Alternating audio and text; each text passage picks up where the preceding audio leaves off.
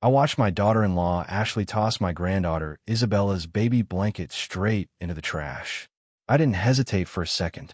I ran toward that dumpster and pulled it out before it was gone for good. Thinking only of Isabella, I carried that blanket home with me. When I laid it out across my bed, my fingers brushed against something strange, something hard, stitched in between the layers of soft cotton. A cold curiosity crept through me. I pulled a pair of scissors from my drawer. My hands trembled as I carefully worked open the seam, thread by thread. And when I finally saw what had been hidden inside, I was stunned beyond words. I never imagined something so small, so quiet, could conceal something so horrifying. Because what I'd found wasn't just an object. It was proof of a lie that had lasted for years. It was the truth behind my son's death. It was the darkest secret my daughter-in-law had ever buried. And once I understood what it really meant, I knew nothing in my life would ever be the same again. Before we go further, subscribe and tell me in the comments where you're watching from, because what I'm about to share is something I still struggle to believe really happened. My name is Elena, and I'm 69 years old. I've lived alone in this house for 3 years now, ever since I lost my only son. Matthew was just 32 when he died. It happened on a Tuesday afternoon in September. I got a call from Ashley, crying, screaming, telling me Matthew had fallen down the stairs at their home, hit his head, and wasn't responding. I reached the hospital in 15 minutes. I drove like a woman possessed, my palms slick with sweat against the wheel. When I walked into the emergency room, Ashley was slumped in a chair, face buried in her hands. She wore a pearl gray dress with blood staining the sleeves. She saw me and ran toward me, sobbing into my shoulder. I just wanted to see my son. I needed to see him.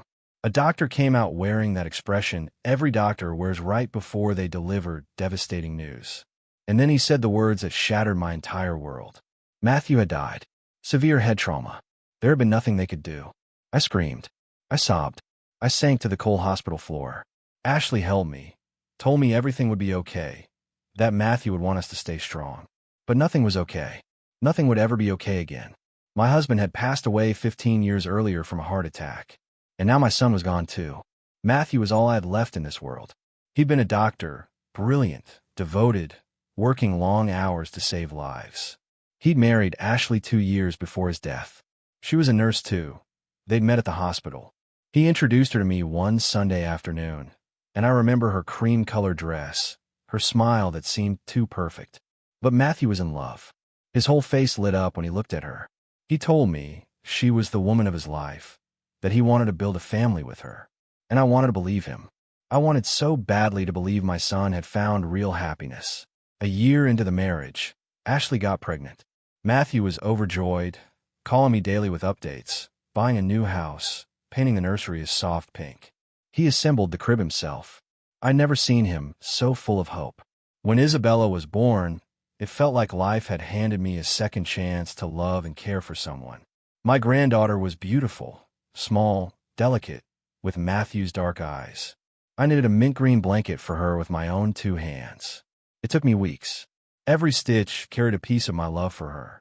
Matthew adored that blanket. He said it was magic, that wrapping Isabella in it always calmed her crying. He treasured it like something sacred. But after the accident, everything changed. Ashley grew distant. At first I understood. She was grieving too. She'd lost her husband. She needed time, space. But as the months passed, she brought Isabella to see me less and less. There was always an excuse. The baby was sick, she had too much work, she needed to reorganize her life. I didn't want to push. I didn't want to become that mother-in-law. So I waited. I called. I asked to see my granddaughter. Sometimes she said yes. Other times, silence. And when I did get to see Isabella, I noticed something had shifted in Ashley. She was colder, more distant. That warmth she used to fake wasn't even there anymore, replaced by something calculating, something that made me uneasy. I told myself it was grief. That Matthew's death had changed her the way it had changed me. I tried to give her grace. I tried to give her room. Until that October afternoon, 3 years after Matthew's death, when everything finally came apart. I bought a few toys for Isabella that day. I wanted to surprise her, so I drove by Ashley's house to leave them in the mailbox. I didn't want to intrude. I just wanted my granddaughter to know her grandmother was thinking of her. I parked across the street. That's when I saw her. Ashley was hauling trash bags out of the garage, several black bags, dragging them toward the dumpster with real force. And in one of those bags, half hanging out, I saw something that stopped my heart cold. Isabella's blanket. The mint green one I had knitted with so much love. It was crumpled, wrinkled, stuffed carelessly into that bag. Ashley shoved it into the dumpster with a strange aggression, almost like she despised that blanket, like she wanted it destroyed. I froze. Why would she throw away something so precious? Why discard a piece of Matthew's memory like garbage? I didn't understand any of it. Ashley slammed the dumpster shut and disappeared back into the house. I waited several minutes, my breath shallow, a storm of rage and grief swirling in my chest. Once I was sure she wasn't coming back out, I got out of the car, crossed the street, opened the dumpster, and dug through the bags until I found it. Dirty, wrinkled, smelling of expensive perfume and neglect. I lifted it out carefully, clutched it to my chest, and drove home without looking back. I arrived home shaking. I locked the door behind me and went straight to my bedroom. I needed to be alone with that blanket. I needed to understand why Ashley had discarded it like worthless trash. I spread it across my bed and smoothed it with both hands. Dirty, yes, but intact. The lace trim was still firm. The mint green color had dulled under the lamplight, but every stitch was exactly as I remembered it. And then, near the center, I felt it. A hard, rectangular lump hidden between the layers of fabric. Not stuffing. Something else entirely. Something someone had deliberately placed there. My heart began racing. My palms went damp. What was this? Why was something hidden inside my granddaughter's blanket? I flipped it over, searching for an opening, a seam that didn't belong. And there it was, along the bottom edge, almost invisible, a line of careful stitches and thread that matched the fabric exactly. Someone had opened this blanket, hidden something inside, and sewn it shut again with painstaking precision. I grabbed my sewing scissors from a nightstand, the very same ones I'd used to knit the blanket years before. My hand shook so badly I could barely hold them steady. I took a breath, found the start of the seam, and began cutting, thread by thread. Each snip sounded deafening in the silence of my room. It felt like I was opening something forbidden, something I had no right to touch. But I couldn't stop. I cut the final threads. The opening lay exposed. I slid my fingers inside and felt something cold and metallic. I pulled it free, and the air left my lungs. A cell phone. Small, black, powered off, an older model, maybe 4 or 5 years old. I held it like it might detonate. Questions flooded through me. Why had Ashley hidden a phone inside Isabella's blanket? How long had it been there? Why so and so carefully? And why, after 3 years, had she suddenly decided to throw the whole thing away? I dug through my dresser drawer and found an old charger I'd kept just in case. I plugged it into the wall, connected the phone, and waited. The seconds stretched into what felt like hours. The screen flickered, a faint light in the corner. It was charging.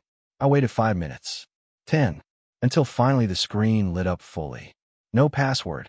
No security code. It opened straight to the home screen, as if whoever hid it either wanted easy access later or never imagined another soul would find it. My fingers trembled over the icons. Messages. Gallery. Contacts. Notes. I opened the gallery first.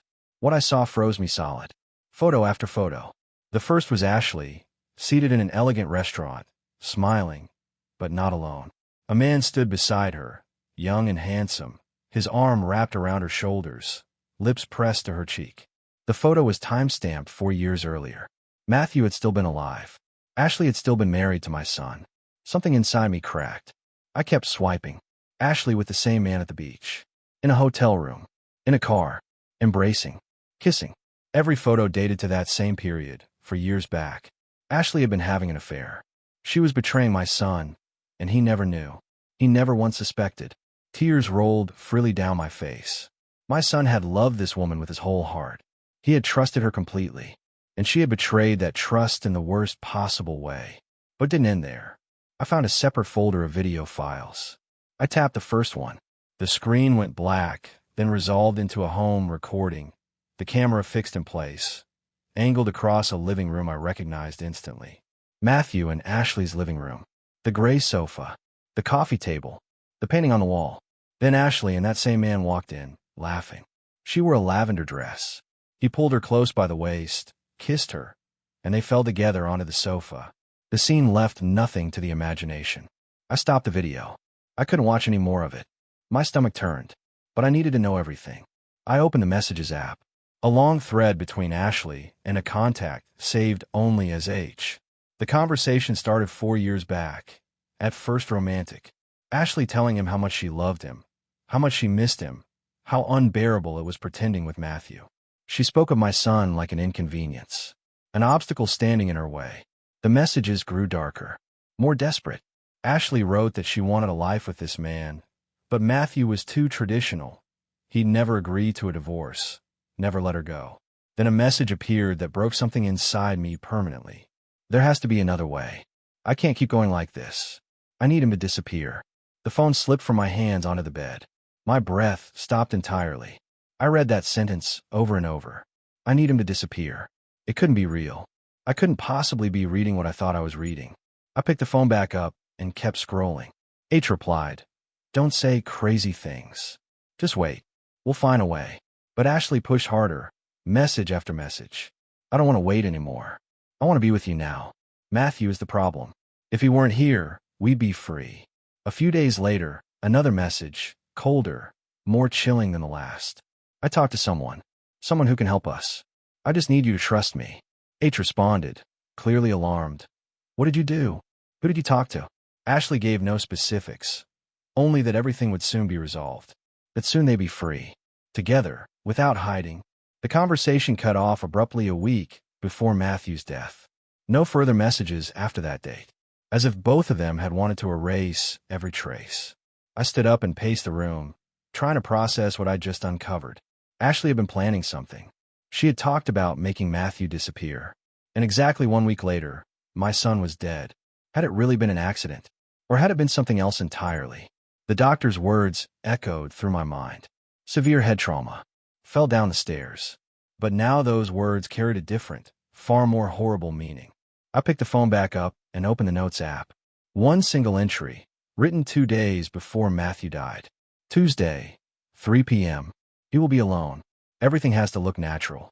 An accident. No one can suspect. My legs gave out beneath me. I sank onto the bed, tears running uncontrollably down my face. My son hadn't died in an accident. My son had been murdered. And Ashley, the woman he trusted, the mother of his daughter, had been part of it from the very beginning. I didn't sleep that night. I sat up in bed with the phone in my hands, reading and rereading those messages. Every word landed like a fresh wound. Every sentence confirmed what my heart already understood, even as my mind refused to accept it. Gloria walked past, shooting me a quick glance. Message received. She'd search while I kept Ashley occupied. I needed time, so I started talking about work, about how she was holding up, whether she needed help with Isabella.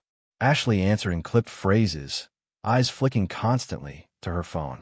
I mentioned that I'd found some old photos of Matthew, that I wanted to show Isabella when she was older so she could know her father. At his name, Ashley visibly tensed. "Yes, when she's older." Her voice had hardened. She glanced toward the hallway. "Your friend's taking a while. At our age, everything takes longer," I improvised. She wasn't convinced. She started to rise. "I'm gonna check on her." My pulse spiked. I had to stop her. "Wait. Ashley, there's something I wanted to ask you. Isabella's blanket, the one I knitted. I haven't seen it lately. Is she still using it?" Her face changed. For just a second, panic flickered across it before she composed herself. "The blanket? Of course she still has it. It's in a wash, got dirty." A lie. I knew it instantly. But I couldn't let on. "Not yet." "That's good. I'm glad she still has it. Matthew loved that blanket so much." I dropped his name deliberately, watching for her reaction. Her lips pressed into a thin line. "Yes, Matthew loved a lot of things." There was something bitter in her tone, something resentful. Before I could respond, Gloria reappeared in the hallway. "Sorry for the wait. Feeling better now." Ashley eyed her with suspicion. "Great." Gloria walked toward me and gave my shoulder a light, deliberate touch. The signal. She found something. "Well, Ashley, we won't keep you any longer. Thank you for letting us see Isabella." I stood, kissed my granddaughter's forehead. "I love you, little one. Grandma will be back soon." "Bye, Grandma," Isabella said. Ashley walked us to the door and shut it quickly behind us, almost violently. Gloria and I sat in silence in the car. I closed my door. What did you find? She reached in her bag and pulled out a manila envelope. It was in her closet, hidden under some boxes. I opened it. Inside were Matthew's life insurance documents, a $500,000 policy with Ashley listed as beneficiary, fully paid out 3 months after his death.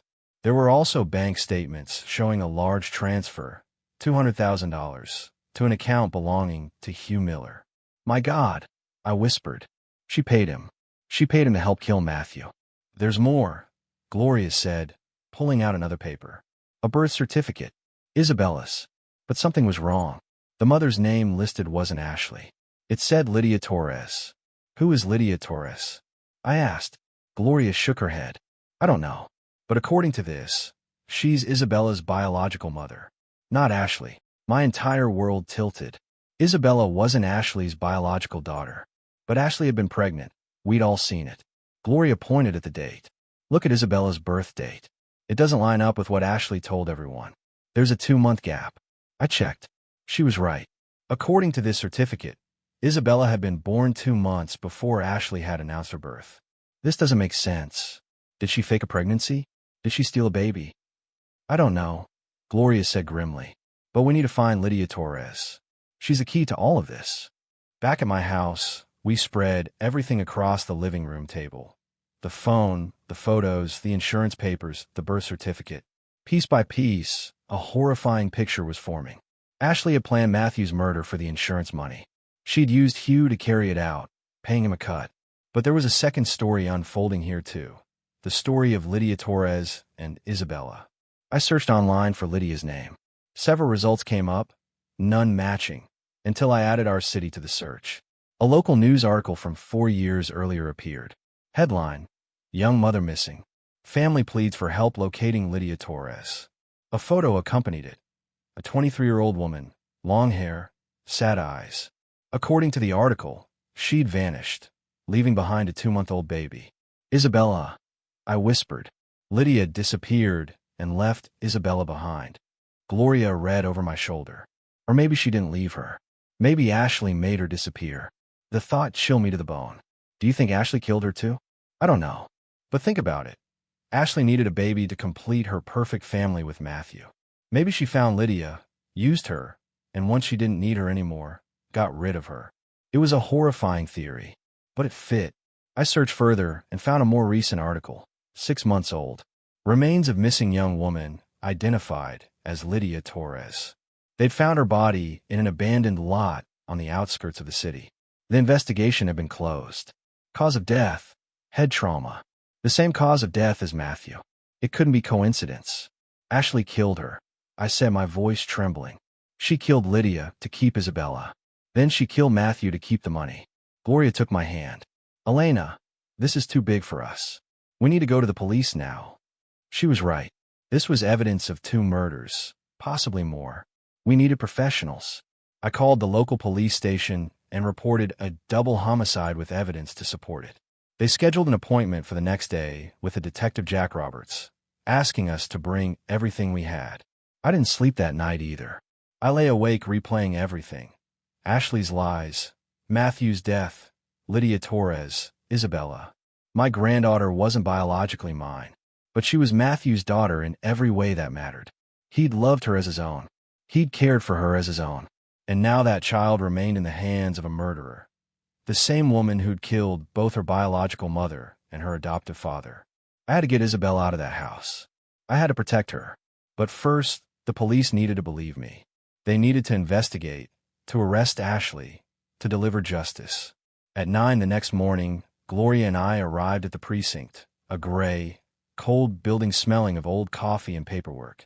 A receptionist led us to a waiting room.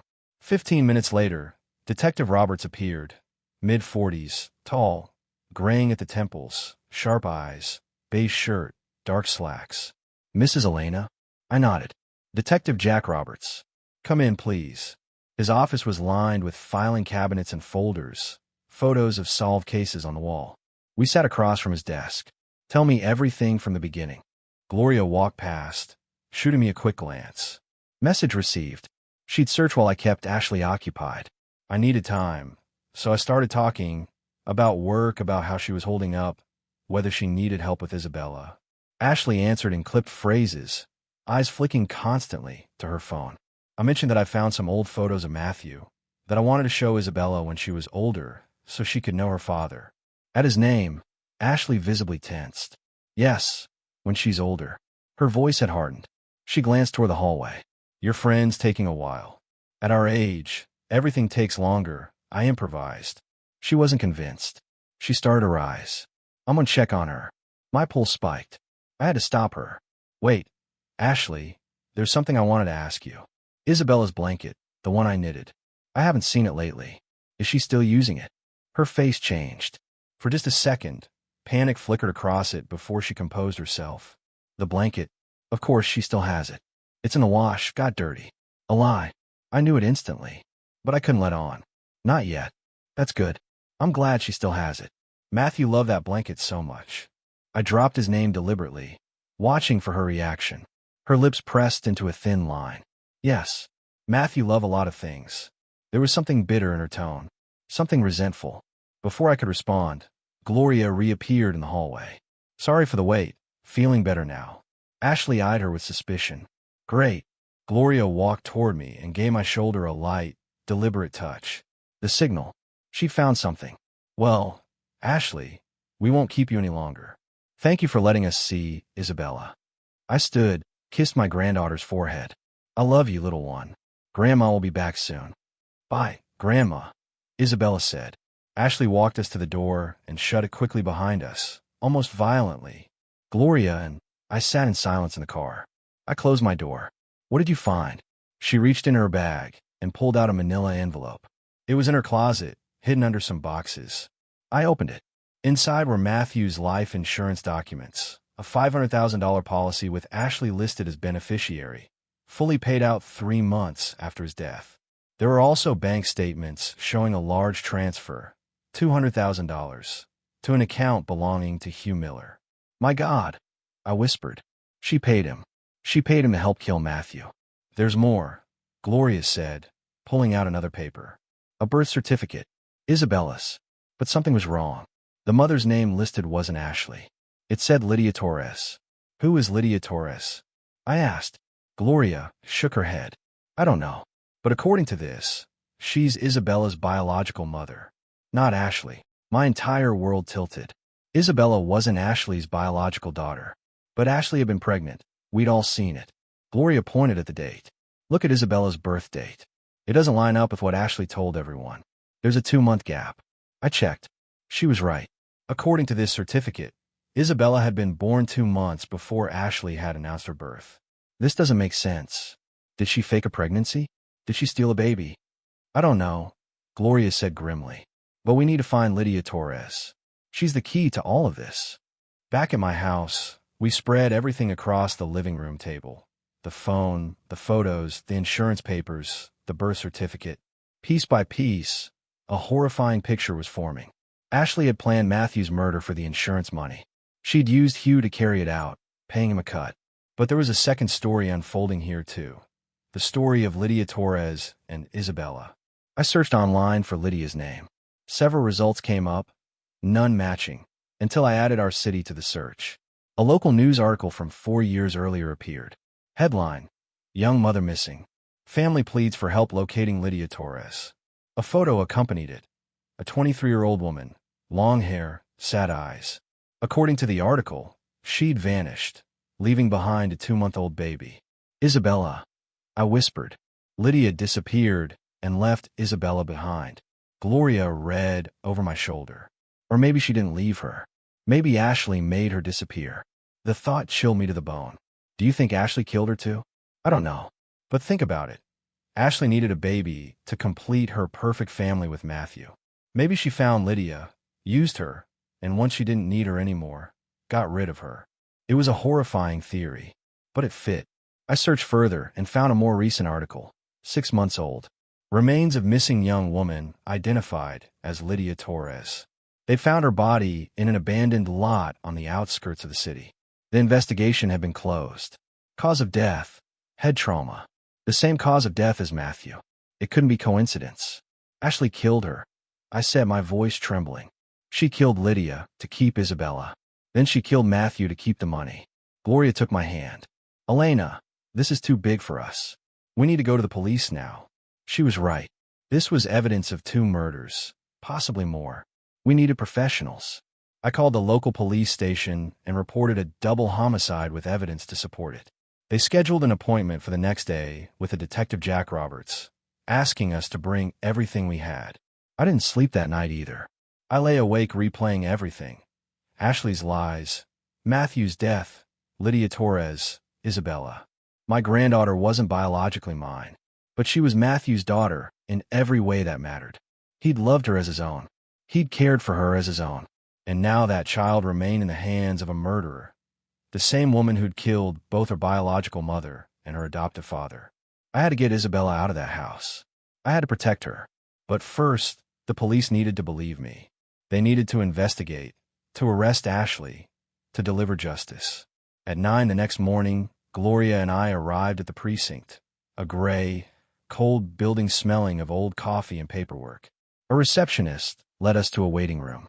15 minutes later, Detective Roberts appeared, mid-40s tall, graying at the temples, sharp eyes, beige shirt, dark slacks. Mrs. Elena? I nodded. Detective Jack Roberts. Come in, please. His office was lined with filing cabinets and folders, photos of solved cases on the wall. We sat across from his desk. Tell me everything from the beginning. I took a breath and started talking. Matthew's death. Ashley calling it an accident. The blanket in the dumpster. The hidden phone. The photos, messages, videos, the note about the plan. I laid out every piece of evidence. The phone, the insurance documents, the bank transfers to Hugh, the birth certificate with Lydia's name, the articles on Lydia's disappearance, and the discovery of her remains. Detective Roberts listened without interrupting, taking careful notes, examining each document, reviewing the photos and messages on the phone. His expression grew increasingly serious. When I finished, he leaned back. This is serious. Very serious. If everything you're telling me checks out, we're looking at 2 premeditated homicides, possibly 3, if we count the girl's biological father. I was stunned. The biological father. If Isabella wasn't Ashley's daughter, someone out there had fathered her with Lydia. Do you know anything about him? No. I didn't find anything. He noted it down. I'll look into it. But first, I need to verify everything you've given me. What's the next step? I'm reopening your son's case. I'll request an exhumation for a second autopsy. I'll dig deeper into Lydia Torres's death, and I'll bring in Hugh Miller for questioning. Relief washed over me. Finally, someone believed me. Someone would act. Will you arrest Ashley? He shook his head. Not yet. I need more before I can issue a warrant. I don't want her bolting if she suspects we're closing in. It made sense, but it frustrated me deeply. And in the meantime, Isabella stays with her. I understand your concern, he said gently. But legally, Ashley is the child's guardian. I can't remove her without a court order, and that requires solid proof. Isn't a phone enough? It's important, but a good lawyer could argue it was planted, that we can't prove its origin. I need testimony, forensic evidence, clear connections. I felt helpless. How long will this take? Depends. Could be a couple weeks. Could be months. I didn't have months. I couldn't leave Isabella there that long. There's something else, I added. Ashley seemed nervous yesterday, constantly checking her phone, like she was waiting on something. He wrote that down too. Any idea what?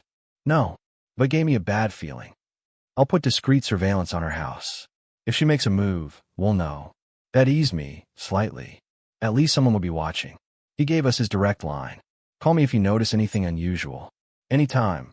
The days that followed were torture. Every hour stretched endlessly.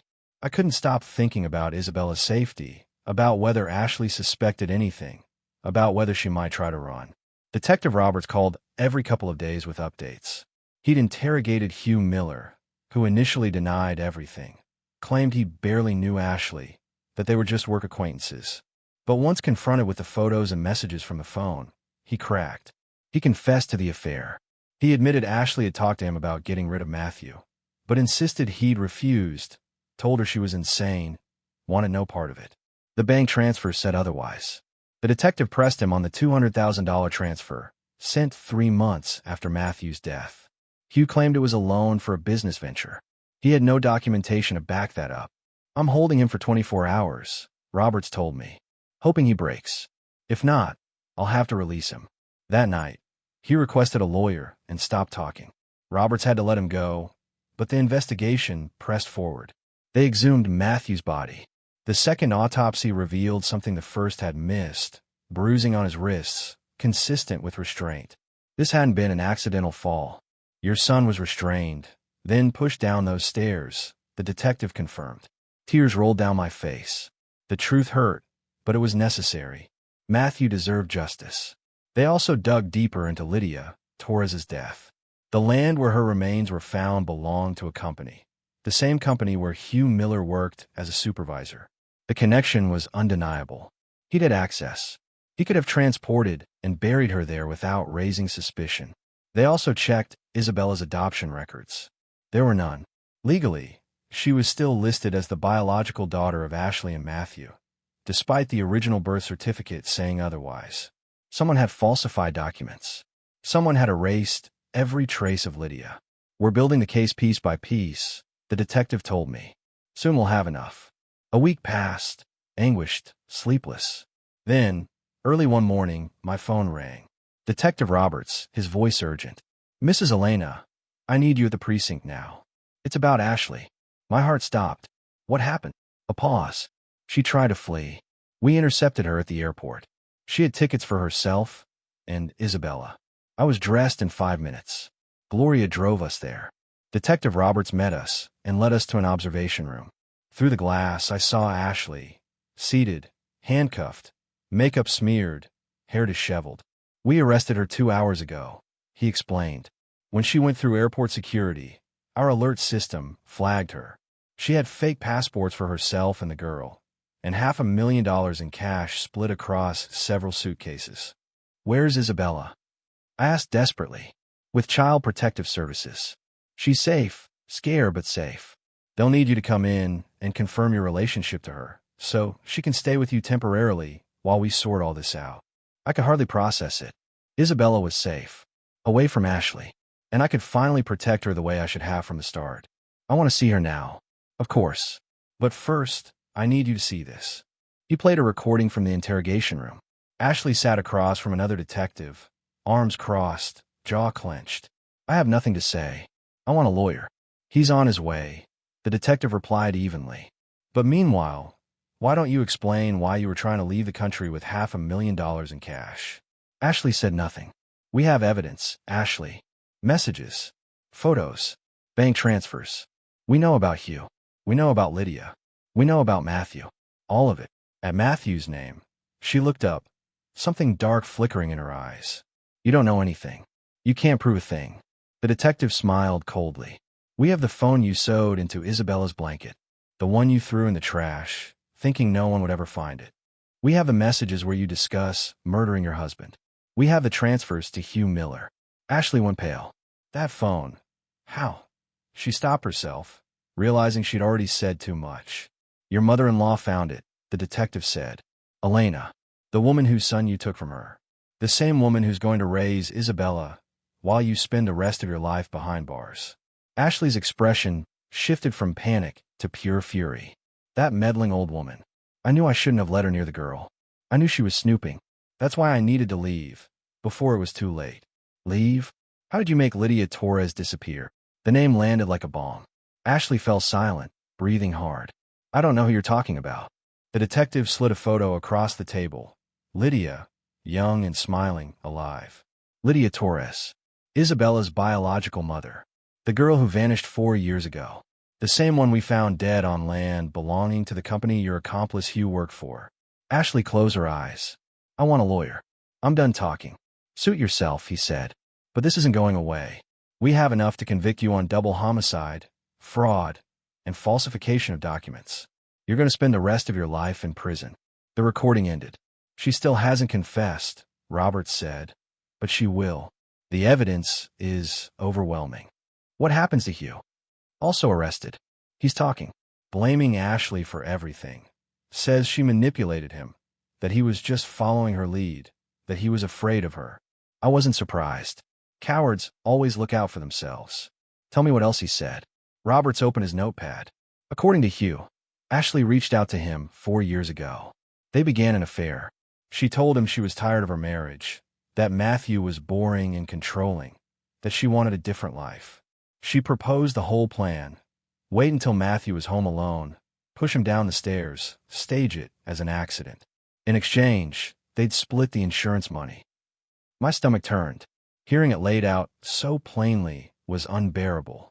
Hugh says he refused at first, but Ashley wore him down, showed him the insurance papers. $500,000. Promised him $200,000 and a future together once it was done. Gloria, who'd been quiet, finally spoke. What about Lydia? What did Hugh say about her? The detective turned a page. That's where it gets darker. Ashley met Lydia at the hospital where she worked. Lydia was a patient.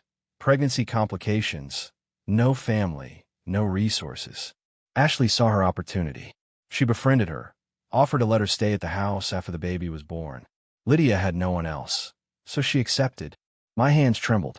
She planned this from the beginning. She wanted that baby. Exactly. Ashley lied to Matthew, wore loose clothing, faked symptoms, never let him suspect a thing. When Lydia gave birth, Ashley simply took the baby and told Matthew she delivered it home, that it all happened quickly. And Lydia, what happened to her? My voice cracked. He took a breath. Hugh says Ashley drugged her, so she couldn't resist, drove her out to that lot, and killed her there. Same method as Matthew. Head trauma. Tears streamed down my face. Ashley wasn't just a killer. She was a monster. She'd murdered a defenseless young woman, stolen her child, and then murdered my son to claim his money. And Isabella's biological father. According to the records, Lydia never listed him. Either she didn't know who he was, or chose not to involve him. We're still investigating. No leads yet. I wipe my eyes. I want to see Isabella. Please. He led me to another wing of the building, a waiting area filled with toys.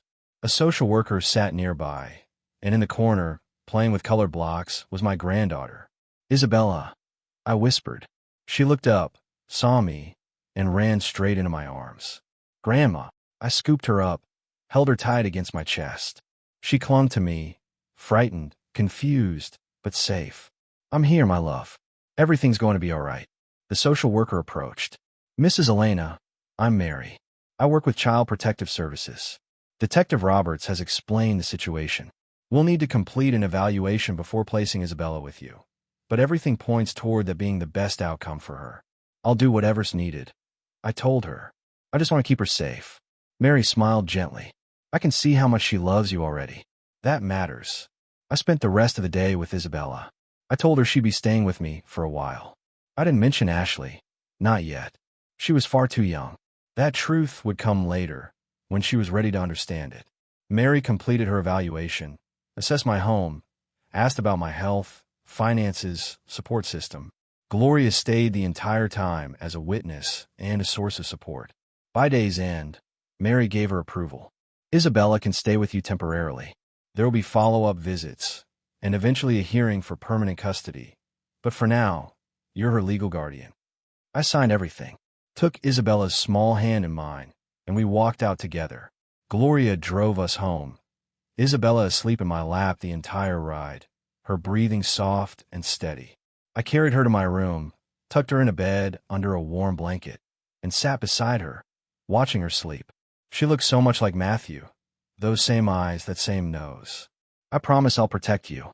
I whispered. No one will ever hurt you again. Your father would have wanted you safe, and I'm going to make sure of it. Gloria placed a hand on my shoulder. You did it, Elena. You saved her. No, I said quietly. I just did what any grandmother should have done from the start. Don't blame yourself, she said. You couldn't have known what Ashley was capable of. Maybe she was right, but the guilt still gnawed at me.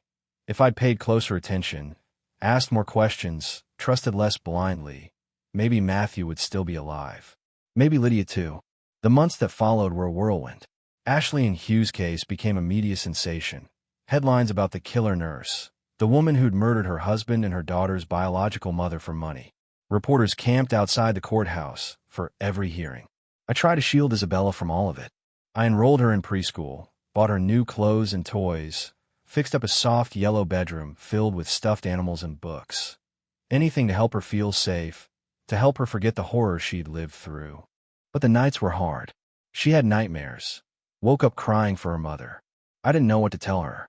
I couldn't explain that her mother was in prison, that she'd killed her father, that she wasn't even her biological mother. So I just held her, sang to her, told her again and again that she was safe, that I would always be there. Slowly, the nightmares faded. Isabella started smiling more, playing, becoming a normal, happy child again. It gave me hope. Detective Roberts kept me updated. Hugh had accepted a plea deal. He'd testify against Ashley in exchange for a reduced sentence, 25 years instead of life. It infuriated me that he'd get any leniency, but I understood his testimony was crucial to the case. Ashley, meanwhile, refused to plead guilty. Her lawyer argued the evidence was circumstantial, that there was no direct proof she'd committed any murders, that Hugh was lying to save himself. But the prosecution's case was overwhelming. The phone, the messages, the photos, the videos, the bank transfers, Hugh's testimony, the forensic findings from Matthew's second autopsy. Everything pointed straight at Ashley. A trial date was set for 3 months out. One afternoon while Isabella napped, I got an unexpected call from Detective Roberts. "Mrs. Elena, I need you to come in. There's something you need to see." His tone was graver than usual. "What happened?" I asked, heart pounding. "I'd rather explain it in person. Can you come this afternoon?" I agreed. Gloria watched Isabella while I drove to the precinct. Roberts was waiting in his office with a folder on his desk. "Please sit down." He opened it, pulling out photos, crime scene images. One of the lot where Lydia was found.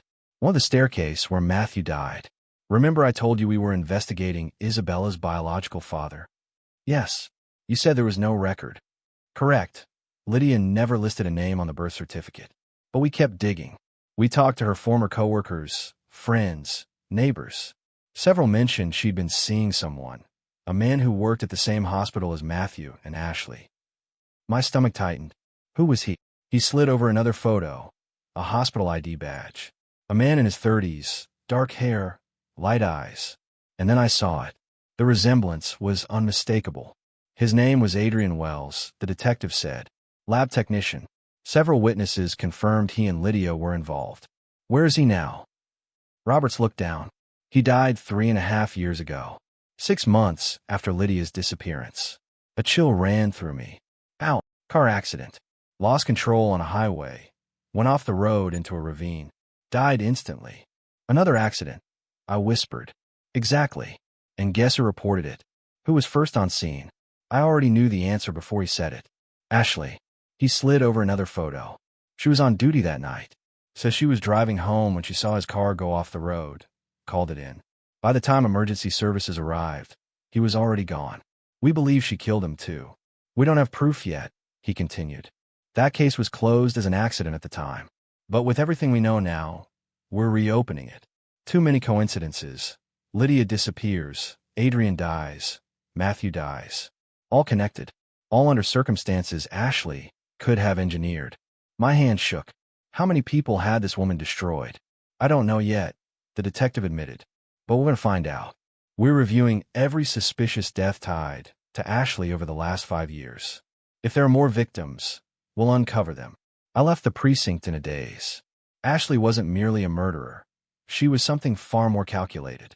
A predator who systematically eliminated anyone standing between her and what she wanted. Lydia, because she had the baby Ashley coveted. Adrian, because he was the father who might claim Isabella. Matthew, because he had the money she needed. The next morning, Detective Roberts showed up unannounced with more news. "We found something else." We pulled medical records from the hospital where Ashley worked. 3 suspicious deaths among patients under her care over the last 4 years. All elderly, all cardiac arrest. At the time, nothing seemed unusual, attributed to age and complications. We're exhuming those bodies now, checking for traces of medication that could have triggered the arrests. I felt lightheaded. "Are you saying she killed her own patients?" "It's a real possibility. If the tests confirm poisoning, we could be looking at 6 victims. Maybe more." "Why? What did she gain from killing elderly patients?" He opened another folder. "Money. Always money. Two of those patients changed their wills shortly before death, leaving large donations to the hospital. Ashley had been especially attentive to them, gained their trust completely, and mysteriously, that donation money never reached the hospital. It vanished into untraceable accounts connected to either Ashley or Hugh. I could hardly believe what I was hearing. Ashley had built an entire empire of murder and theft, hidden behind perfect smiles and elegant dresses. No one had ever suspected, not until that blanket. There's more, he added. Hugh's been cooperating more than we expected. He says Ashley kept hidden documents, insurance, in case he ever turned on her. Records, even videos of him helping her plan Matthew's murder. Where? He doesn't know. She never told him. But he thinks it might be somewhere in her house, a hiding spot only she knows about. My mind raced. We need those documents. If they exist, they'd seal this case completely. We already have a warrant. We're searching the house top to bottom. That afternoon, a team of officers descended on Ashley's home, and I went along. I needed to watch them tear apart the perfect life she'd built, piece by piece. They searched everywhere. Drawers, closets, rugs lifted, walls tapped for hollow spots. After 4 hours, an officer shouted up from the basement. Found something. We rushed down. He'd moved an old bookshelf, revealing a small, discreet wall safe behind it. We need to open this, Robert said. A specialist arrived and had it cracked within 20 minutes. Inside was a trove of evidence, external hard drives, USB drives, folders of documents, printed photographs. Everything meticulously labeled and organized. It was Ashley's personal archive, a complete record of her crimes. It's like she wanted to remember everything. The detective murmured, paging through it. Like she was proud of it. Among the files were videos, footage of Ashley and Hugh planning Matthew's murder. And one video where Ashley spoke directly into the camera, her voice flat, emotionless. If anyone is watching this, it means I made a mistake. I got caught. But I want you to know, I don't regret any of it. I did what I had to do. I eliminated obstacles. I took what I deserved. Matthew was weak. Lydia was a means to an end. Adrian was a risk. The elderly were opportunities. I feel no remorse. I just did what no one else had the nerve to do. The detective shut off the screen. With this, her case is sealed. She's going to spend the rest of her life in prison. The trial began 2 months later. The courtroom was packed. Journalists, onlookers, family members of the victims Ashley had left scattered behind her. I sat in the front row. I wanted her to see my face. I wanted her to know that the truth had finally surfaced. Ashley entered in handcuffs, dressed in a plain dark gray suit, hair pulled back, no makeup. She looked smaller somehow, more ordinary. No longer the polished woman everyone had once admired, just a defendant facing the weight of her own choices. Our eyes met briefly. I saw no remorse there, only rage at having been caught, at watching her perfect plan unravel. She looked away and took her seat beside her lawyer. The prosecutor, a sharp and direct woman in her 40s, laid out the case methodically.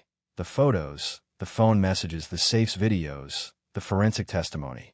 Every piece landed like another nail. Hugh testified, entering in shackles, gaunt and broken. His voice trembled as he described the murder. I held his arms, he confessed. Ashley pushed him. I watched him fall down the stairs. I heard his head hit the floor. And I did nothing, just stood there while she called emergency services, faking panic. Tears streamed down my face. Hearing the details of my son's final moments was devastating. But I needed to hear it. He continued, describing Lydia's murder. Ashley drugged her. She went unconscious. I drove her to the lot. Ashley hit her head with a rock. We buried her. The whole thing took less than an hour. The courtroom fell into stunned silence. He spoke of Adrian too. Ashley followed him that night, waited until he hit the lonely stretch of road, rammed his car, forced him off, then called it in like she just happened upon the scene. No one suspected a thing. Ashley's lawyer tried to discredit him, accused him of fabricating everything to lighten his own sentence. Hugh didn't waver. I'm not lying. I have to live with this for the rest of my life. The least I can do now is tell the truth. Forensic experts followed, detailing the autopsy findings, the restraint marks on Matthew's wrists, the trauma patterns matching Lydia's death, the medications discovered in the elderly patient's remains. Former colleagues testified. Surviving patients spoke. Neighbors described things they'd noticed, but never questioned. Each testimony added another layer to the picture of Ashley's cruelty. The trial stretched across 3 weeks. Finally, closing arguments arrived. The prosecutor stood before the jury. Ashley is not someone who made a mistake. She didn't act on impulse. She is a calculating predator who killed at least 6 people without a flicker of remorse. She destroyed families. She stole a child from her real mother. She murdered her own husband, all for money, for ambition, because she believed she deserved more than she had. She does not deserve compassion. She deserves justice. Ashley's lawyer countered weakly. The evidence is circumstantial. My client has been the target of a campaign. Hugh Miller is the true culprit, using her as a scapegoat. You cannot convict someone based solely on the word of a confessed criminal. It didn't matter. The jury deliberated for 6 hours. When they returned, the tension in the room was unbearable. In the case of the murder of Matthew Stone, guilty. In the murder of Lydia Torres, guilty. In the murder of Adrian Wells, guilty. In the deaths of the 3 elderly patients, guilty on all counts. I looked at Ashley. Her face showed nothing. No tears, no outburst. She simply sat there, as if she'd accepted this outcome long ago. The judge addressed the courtroom. Ashley Wilson, you have been found guilty of 6 counts of first-degree murder. I sentence you to 6 consecutive life terms without the possibility of parole. The room erupted into murmurs. I closed my eyes. It was finally over. Ashley would never walk free again. She would never hurt another soul. Justice had been delivered. But I felt no joy, only a deep, hollow emptiness, because nothing would ever bring Matthew back. Detective Roberts approached me afterward. Justice, he said simply. Yes, I replied. But what cost? He placed a hand on my shoulder. You saved Isabella. That's what matters now. You gave her a chance at a real life, one without lies. He was right. Isabella was what mattered now. She was my reason to keep going. I went home that day to find Gloria waiting with Isabella, who was playing with her dolls. When she saw me, she ran over. Grandma, where were you? I had something important to take care of, sweetheart. But I'm done now. I'm here with you. I held her close. She smelled like cookies and contentment. She was everything I needed. In the weeks that followed, the media attention slowly faded. I poured myself into giving Isabella the childhood she deserved. Trips to the park, bedtime stories, baking cookies together. Bit by bit, she began calling me Mom. It surprised me at first. Then I realized how natural it was. I was the only maternal figure left in her life. Is it okay if I call you Mom? She asked one night, for years old now, tucked into bed as I smoothed her hair. Of course, my love. Whatever feels right to you. She smiled. Mom, Grandma. I laughed softly. Mom, Grandma. Because you're my grandma, she explained. But you're also like my mom. My heart melted completely. I love it. Mom, Grandma sounds perfect. The years passed. Isabella grew, started elementary school, made friends, learned to read and write. A bright, lively child. Sometimes I caught glimpses of Matthew in her, a gesture, a smile, and it gave me a quiet kind of peace. Gloria remained my closest confidant, my anchor. We had dinner together weekly, talking through everything. Isabella life, how we'd survive it all. You're stronger than you ever realized, she'd tell me. You saved that child. You gave her a future. When Isabella turned 7, she asked the question I'd been dreading. Mom, Grandma, where's my other mom? The one who carried me. I took a breath. I'd prepared for this moment. Her name was Lydia. She was a very brave woman. She loved you so much. Why isn't she here? Because she had to go to heaven. But before she left, she asked me to take care of you, to give you all the love she couldn't. It wasn't entirely false. In my heart, I truly believed Lydia would have wanted exactly that. And my dad, he's in heaven too. His name was Matthew. He was my son, and he would have loved you with his whole heart. She thought for a moment. So you're my real grandma, from my dad's side. Yes, my love. I am. She smiled. I like that. It means we're connected by the heart. Exactly. By the heart. I chose not to tell her about Ashley. Not yet. That truth would wait until she was old enough to carry it. When Isabella turned 16, I finally told her everything. She deserved the full truth. We cried together. She asked countless questions, slowly processing it all. It was painful, But at the end of it, she said something I will never forget. "Thank you for saving me. You saved me too," I told her. "You gave me a reason to keep living after I lost your father." We held each other, and I knew, despite everything, despite all the darkness we'd walked through, we had healed together. We had found light on the other side of it. The old blanket, the one that started everything, still sits in my closet. I washed it, repaired the cut seam. Sometimes I take it out, just to look at it, to remember how one small object unraveled so many secrets and brought the truth into the light. Today, Isabella is 21, studying medicine, determined to become a pediatrician. She wants to help children who've lived through hardship, kids who need someone who truly understands them. I couldn't be prouder of the woman she's become. Sometimes I wonder what would have happened if I hadn't seen Ashley toss that blanket into the trash that day. If I hadn't pulled it out. If I hadn't found that phone. Ashley would likely still be free. Maybe she would have hurt more people. Isabella would have grown up under the care of a murderer. But fate had other plans. Something pushed me to act that October afternoon 18 years ago. Maybe it was Matthew. Maybe it was Lydia guiding me from somewhere beyond, making sure their daughter was protected. Gloria is still my dearest friend. 83 now, while I've reached 87. We still meet for tea every afternoon, reminiscing about how we survived that nightmare together, how we rebuilt something whole out of the wreckage. "Do you ever think about her?" Gloria asked me once. I knew exactly who she meant. Sometimes, I wonder if she ever felt anything. Any remorse. Gloria shook her head. People like her don't feel things the way we do. They only calculate. They only take. She was right. Ashley never showed an ounce of regret, not even behind bars. According to what Detective Roberts told me years later, she still maintained that she'd done nothing wrong, that she'd only taken what she was owed, that the world had failed to give her enough. Hugh, by contrast, did show remorse. He wrote letters seeking forgiveness from the victims' families, including me. I never responded. I couldn't forgive someone who'd helped end my son's life. But at least he'd had the decency to admit his guilt, to attempt some form of atonement. He died in prison 5 years ago. A heart attack, only 53. When I heard the news, I felt nothing. Not relief, not sorrow, just indifference. A closed chapter in a story I prefer to leave behind. Ashley remains alive, serving her 6 consecutive life sentences in a maximum security facility. Isabella once asked if I wanted to visit her, to confront the woman who'd killed her father and stolen her childhood. I refused outright. I don't need to see her. I don't need her explanations. All I need is to know she's exactly where she belongs, paying for what she did. Isabella respected that. She had no desire to meet Ashley either.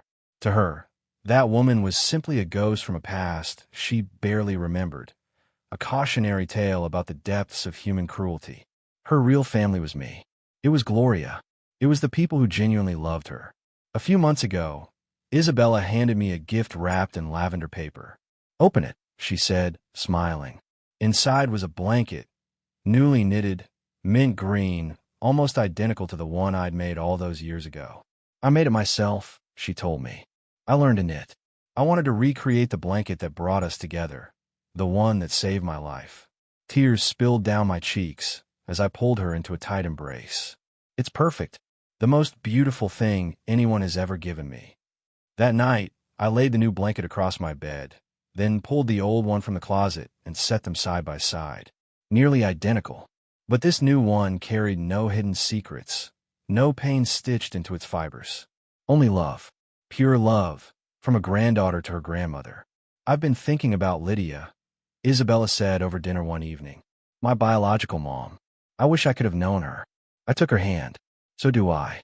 From everything I learned, she was good, brave, strong. She was alone and frightened, but she loved her baby.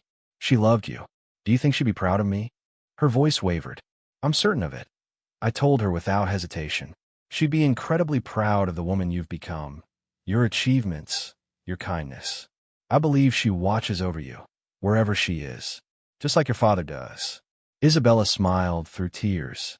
"And you? Are you proud of me, Mom, Grandma?" I looked into her eyes, the same eyes my son once had. "More than proud. You're the reason I'm still here. The reason every day is worth living. You saved me just as much as I saved you." That night, before sleep took me, I held both blankets, the old and the new, and thought about the entire journey. The grief, the losses, the secrets I'd uncovered, the justice I'd fought for, and the love I'd found buried in the middle of all that darkness. The old blanket had been my guide, my map toward the truth. It had carried the secret that exposed a monster, that saved an innocent child, that brought justice to the dead. It was more than fabric and thread. It was a symbol of truth, of resilience, of a grandmother's love. The new one represented the future, a future free of lies, free of buried pain, full instead of hope. A promise that Isabella would finally live the life she deserved. 2 blankets, 2 stories, 1 family. I went and checked on Isabella, asleep and breathing softly. I smoothed her hair, kissed her forehead. "I love you, my child, my reason for living." She murmured something in her sleep. I couldn't quite make it out, but she was smiling. That was enough. That night, for the first time in years, I slept without nightmares. No Ashley, no staircase, no Lydia's screams. Just peace, a garden full of flowers, Isabella laughing, a future finally bright. When I woke the next morning, sunlight spilled through my window. Isabella was already up, making breakfast, coffee and toast filling the kitchen with warmth. "Good morning, Mom, Grandma." "Good morning, my love." I sat at the table, watching her move through the kitchen, so full of life, so resilient, so far removed from the frightened child I'd rescued years before. She'd grown into someone extraordinary, and I'd had the privilege of witnessing every step of it, helping her write an ending entirely different from the one Ashley had planned for her. "What are you thinking about?" she asked, pouring my coffee. "How lucky I am to have you. How lucky I am to have found that blanket that day." She sat across from me. "I think about that too. How something so small changed everything. It saved my life. It wasn't the blanket," I told her. "It was you, your existence, the love your father felt for you. That's what gave me the strength to chase the truth and never let go." We finished breakfast together, talking about her future, her dreams. And somewhere in that quiet kitchen, I felt Matthew there with us, proud, at peace. That afternoon, I finally did something I've long put off. I visited the cemetery, both Matthew's grave and Lydia's. I brought lilacs for my son, white roses for the young woman who'd given Isabella life. I knelt before Matthew's headstone. "Hello, my love. Isabella is doing wonderfully, growing into someone beautiful and strong and smart. I know you'd be proud of her. I'm doing my best to be what you would have been for her. I miss you every single day, but I keep going for her, for you." Then I moved to Lydia's grave, simpler, fewer visitors. "Hello, Lydia. We never had the chance to meet, but I'm caring for your daughter. I love her like my own. She's wonderful. She carries your strength, your courage. I want you to know she's safe. She's happy. She will never go without love." The wind moved softly through the trees nearby, and I felt an unexpected peace settle over me, as though both of them were thanking me, as though they knew I'd kept my promise, that I'd protected Isabella, that I'd given her the life she was always meant to have. I returned home as the sun began to set, Isabella waiting with dinner ready. We ate, we laughed, we told stories, and when it was finally time for bed, I wrapped myself in the new blanket she'd made me and thought about everything that simple piece of fabric had come to represent.